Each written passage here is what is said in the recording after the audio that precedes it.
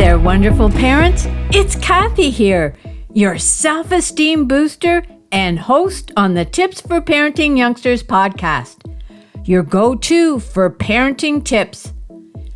I'm on a mission to help you reach your full potential and create a nurturing and safe family environment. I'm not here to beat you up for your past parenting mistakes, but instead to focus on 3 critical pillars that I learned from being a parent and grandparent that turned myself and my family life around. My 3 pillars are assertive communication, conflict resolution, and those all-important healthy boundaries, all leading to raising self-esteem in your children and yourself. Can we truly forgive and forget? This question crosses people's minds, especially parents trying to teach their kids to be strong and kind. So what does forgiving mean really? And how can we help our youngsters learn about it? Let's get started. Grab your favorite beverage, find a comfy spot, and let's get into today's episode of forgiveness. This is Tips for Parenting Youngsters, where every episode brings you closer to building self-esteem and stronger, more meaningful relationships with your children. Forgiveness is when we let go of the anger and hurt we feel when someone has done something wrong to us. It's deciding not to hold a grudge anymore. Forgiveness is about dealing with our feelings, understanding why someone hurt us, and trying to move forward without being angry all the time. Here are 3 aspects to consider about forgiveness. Emotionally, forgiveness means facing up to hurt or upset feelings without letting them control us. Instead of keeping all those feelings bottled up inside, forgiveness helps us to let them out appropriately so they don't bother us as much anymore. Forgiveness also means trying to see things from the other person's point of view. It's about realizing everyone makes mistakes. We're all human. Forgiveness isn't about saying what someone did was okay, but it's about being open to the idea that people can change and that there might be reasons behind their actions. Behaviorally, forgiveness involves doing things that help fix the problem to improve them. Trying to fix the problem might mean talking to the person who hurt you, setting boundaries to protect yourself, or forgiving them even if they don't apologize. Forgiveness is about taking control of the situation and responding with kindness instead of anger. Forgiveness is something that takes time and effort. It can be challenging. But by forgiving others, we free ourselves from carrying around all that negativity, and we make room for happier and healthier relationships. Here are some benefits of forgiving. Forgiving helps us feel better and grow as people. When we let go of being mad at someone, we make room for healing and become more assertive. Forgiveness can make our bodies healthier too. It can lower stress, maintain blood pressure, and strengthen our immune system. When we forgive, we become more understanding and kinder to others. It also helps us bounce back from tough times and feel more peaceful. As parents, forgiving others teaches our youngsters to be compassionate and assertive, which is essential for building good relationships and facing challenges. In simple terms, forgiving is like giving our hearts a big hug, making us feel happier and healthier. So how do we forgive? First, it's important to admit when someone hurts us and let ourselves feel our emotions without feeling bad. Then, try to understand the situation from the other person's perspective. Like I said, it's putting ourselves in their shoes, not to say it's okay, but to see that they're human too.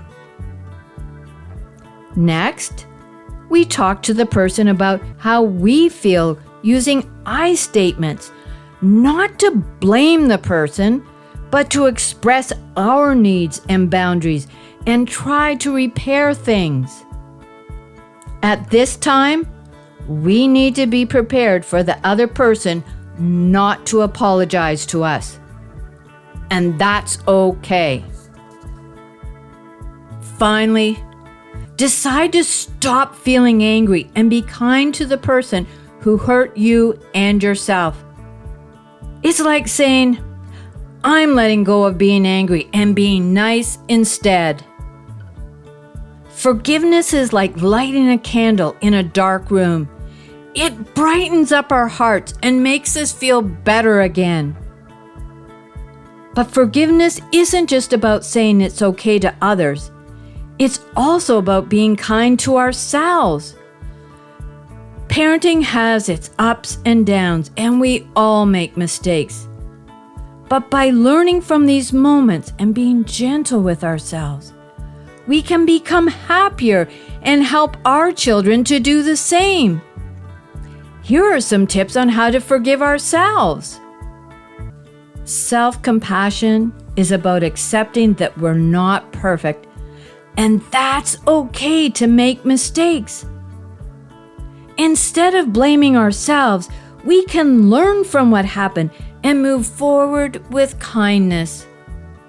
Sometimes we might feel lost or need help figuring out what to do. So it's important to remember that we're all learning as we go, and it's okay to ask for help along the way. Forgiveness helps us grow and change. We can become stronger and more resilient by letting go of self-blame and embracing self-compassion. And as we learn to forgive ourselves, we also teach our children to do the same thing. Forgiveness is like a sturdy bridge connecting hearts and minds in parenting. It helps us and our children navigate tough times with strength and compassion. As we guide them in forgiveness, we're arming them with essential skills for building happier and healthy relationships, both now and in their future journeys.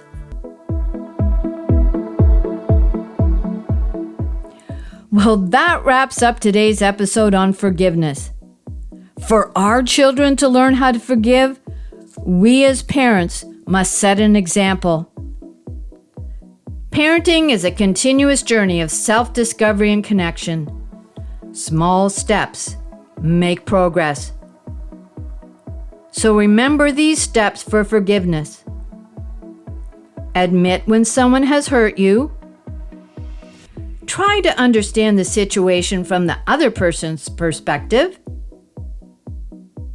Then talk to the person about how you are feeling using your I statements, not to blame the person, but to express your needs and boundaries and try to repair things. Finally, decide to stop feeling angry and be kind to the person who hurt you and yourself. In conclusion, teaching your children forgiveness is an investment in teaching them how to handle themselves for future relationships. Remember, the key is to lead by example. Change begins with ourselves. Thank you, listeners, for embarking on this journey with me today. Your time and attention are precious, and I am genuinely grateful that you chose to spend them with the Tips for Parenting Youngsters podcast. Your support and engagement mean the world to me. I invite you to subscribe to my podcast, Tips for Parenting Youngsters, which drops every Thursday. Discover strategies for positive parenting. Embark on a journey of self-discovery and join me as I navigate the complexities of parenting to build stronger family bonds and self-esteem. Next week's episode delves into the topic of self-awareness.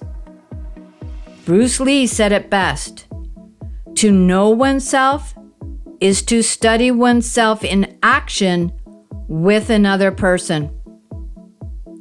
Remember, the conversation doesn't end here. Head over to my website at parentingyoungsters.com where you can share your thoughts and continue the dialogue. There's always time to rewrite your family's story. Break free from patterns that no longer serve you and create a home filled with love, understanding, and unwavering support. I'm here to guide you every step of the way. As I can conclude this episode, I must state that this podcast is designed solely for educational and entertainment purposes. While I bring my experience as a parent and grandparent, it's essential that you know I am not a licensed therapist. This podcast is not a substitute for professional advice from a physician, professional coach, psychotherapist, or other qualified professional. Got it? Awesome. Until next time, what is one thing you are grateful for?